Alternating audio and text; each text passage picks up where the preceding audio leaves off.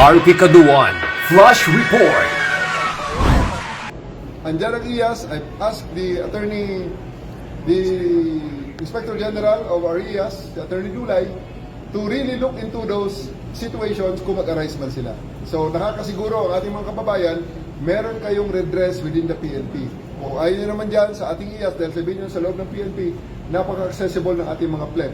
People's Law Enforcement Board na nandyan sa inyong mga munisipyo, nasa inyong mga probinsya, at pwede rin kayong pumunta sa NAPOLCOM, may mga opisina ng NAPOLCOM, regional and provincial offices, at pwede rin kayong pumunta sa DILG, pwede kayong pumunta sa Ombudsman, pwede kayong pumunta sa inyong mga mayor, or pwede kayong pumunta sa mga media para iparating ang inyong mga hinaing, makahingi kayo ng redress kung kayo ay arestuhin ng pulis ng illegal.